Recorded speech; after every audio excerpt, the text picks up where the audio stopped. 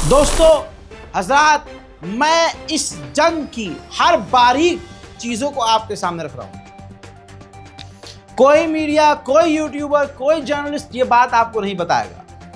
मैं आपको बता रहा हूं, बड़ा अपडेट नोट कर लीजिए।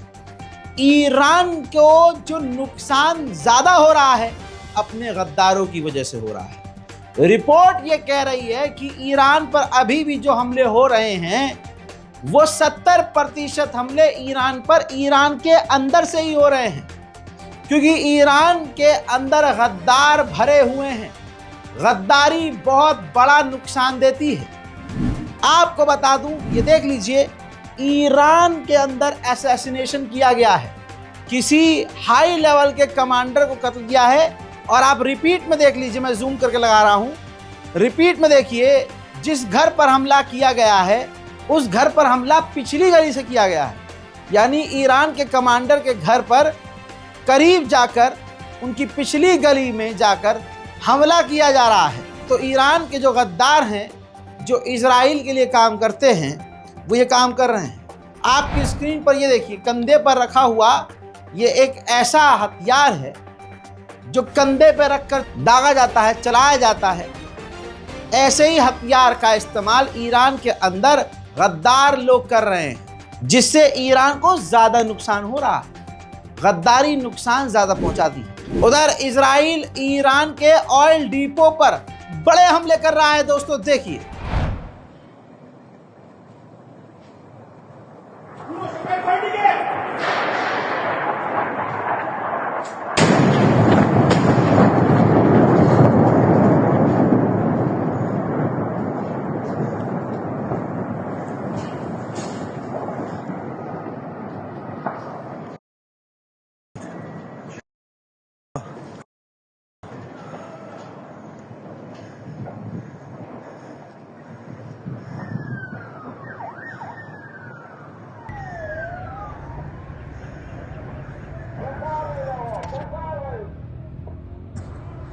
شمال بغل کوسار انبار نفت شهران رو زدن، سطح آتیش.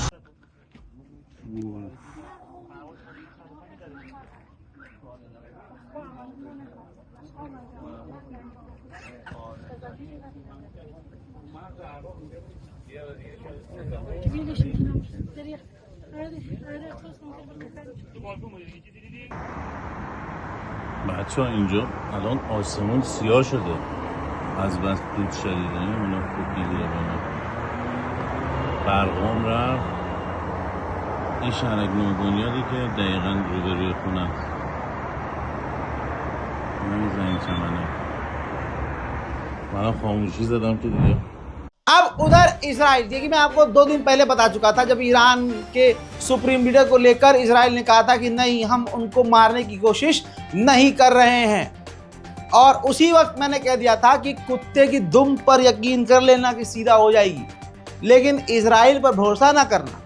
इजराइल के वॉर मिनिस्टर्स और गवर्नमेंट कह रही है कि अब हमारे हमले से ईरान के सुप्रीम लीडर दूर नहीं होंगे। यानी अब ईरान के supreme leader Ayatollah Syed Ali Khamenei Israel के निशाने पर। वहीं ईरान के नरमक के इलाके में एक ईरानी कमांडर का असैसिनेशन किया गया है। ईरान के अंदर रहते हुए गद्दारों ने ईरान के ही बड़े लीडरों को कत्ल किया है। ये सारा इजराइल का षड्यंत्र। उधर ईरान की भी हालत सही नहीं है।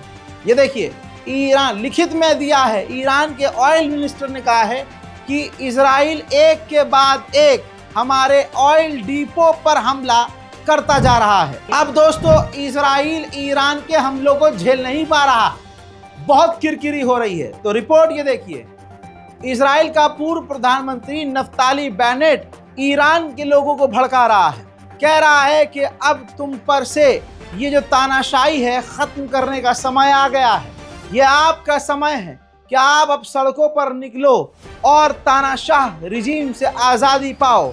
तुम आज़ाद हो, आज़ादी पाओ और इस सरकार को उखाड़ कर फेंको और प्रदर्शन करो। यानी आप देख रहे हैं, आवाम को भड़का रहा है इजराइल का पूर्व प्रधानमंत्री, जब वो ईरान से जीत नहीं पा रहा है। ईरान की तरफ से बड़े नुकसानात और उनकी जानकारी आ रही है।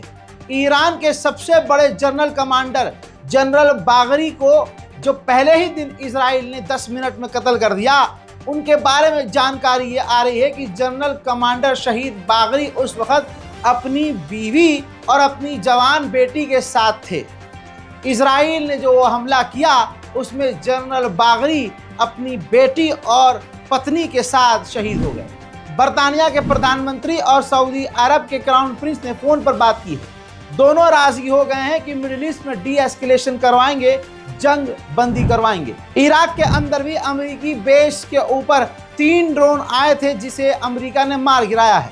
यानी अब दूसरे ईरानी समर्थक लड़ाकू भी इजराइल और अमेरिका पर हमला करने के लिए तैयार है। हजरात, ईरान पहुंचा है चीन का मिलिट्री कार्गो जहाज। जी हाँ, ये लग रहा है, संभावना है कि ईरान जो चाइना का जहाज कार्गो जहाज उतरा है वो हथियार लेकर उतरा है, क्योंकि वो मिलिट्री एयरक्राफ्ट है। साथ ही ईरान के लिए साफ चीन ने कर दिया है कि हम कल भी ईरान के साथ थे, आज भी ईरान के साथ रहेंगे। मोहतरम हजरात, ईरान ने जानकारी आधिकारिक दी है कि आज जो हमने तेल अवीव का जिन मिसाइलों से चुम्मा लिया है वो मिसाइल अब तक की हमारी सबसे खतरनाक मिसाइलों में से एक है, जिसे कोई रोक नहीं सका और न रोक सकता है। उसके अंदर सबसे भारी भरकम और बड़े वॉरहेड लगे हुए थे। उसका रिजल्ट तो आपने देख ही लिया होगा। यह बात हकीकत है, दुनिया कह रही है और देख रही है कि ईरान की किसी मिसाइल को अमेरिका का कोई डिफेंस सिस्टम नहीं रोक पाया। इजराइल का आयरन डोम पता नहीं कहां चला गया, और जो तबाही की तस्वीरें इजराइल की आ रही हैं, इजराइल ने ख्वाबो ख्यालों में न सोचा होगा कि कभी ऐसा मेरे साथ होगा। देखिए, להגיע מיידי עכשיו זה מאוד יעזור, אחרת בעיה אחרת לא נגיע לשם. 6748 שומע, אני לא משטרה.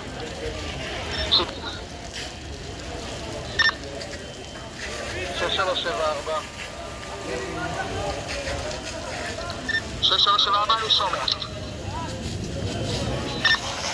חבר'ה, המיקום שלנו זה המיקום של התחילה. 305.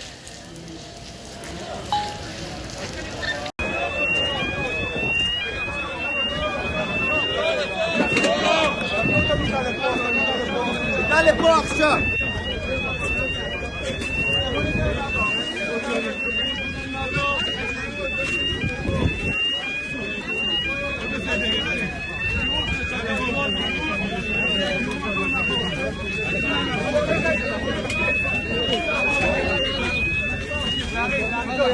יצאנו, בואו.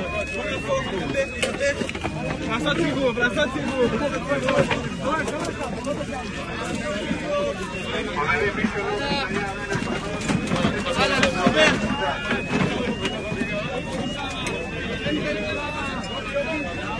אני מרים, ג'וני.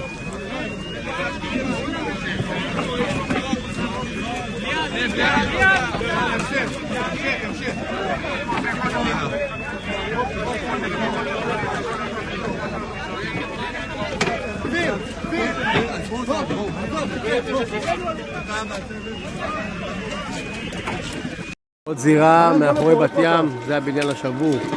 הכל פה שבור, מנופץ, בסריקות. כל מי שיש כלב גב, להגיע ולפתוח אותו כאן. כל מי ש...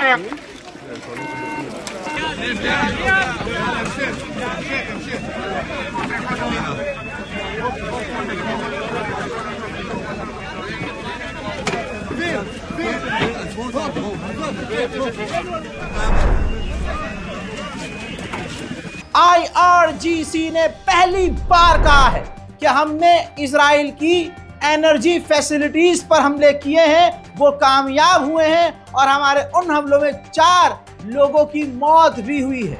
उधर ईरान ने कह दिया है कि इजरायली पायलट चुपचाप इज्जत से सरेंडर कर दें हमारे आगे तो उनकी जान को बख्श दिया जाएगा। बताना चाहूंगा कि 2 F-35 और 2 F-16 फाइटर जेट गिरा दिए हैं ईरान ने, और उनके पायलट्स को भी गिरफ्तार कर लिया है ईरान ने। हजरात, पेंटागन के अंदर तहलका मचा हुआ है। रिपोर्ट यह है कि नेतन्याहू डोनाल्ड ट्रंप के आगे रो गया है और भीख मांगी है कि ईरान पर हमले में हमारी मदद करो प्लीज। ऐसे में पेंटागन में मीटिंग चल रही है और अमेरिकी अधिकारी अभी भी दो भागों में बटे हुए हैं। कुछ कह रहे हैं कि नहीं, हमें इस मामले में नहीं पड़ना, और कुछ कह रहे हैं कि ईरान के ऊपर हमें हमला कर देना चाहिए। इजराइल की इतनी बुरी हालत हो गई है कि अब इजराइल के पत्रकार कह रहे हैं, टीवी चैनल्स कह रहे हैं कि अब ऐसी सिचुएशन से इजराइल अकेला नहीं निकल सकता, अमेरिका की मदद लेनी ही पड़ेगी। देखिए, सोचिए क्या हाल हो गया है। आगे की खबर सुनिए। ईरान की कई मिसाइलें एक बार फिर से हाइफा पोर्ट और तेल अवीव और दूसरे शहरों पर जाकर गिरी हैं। देखिए,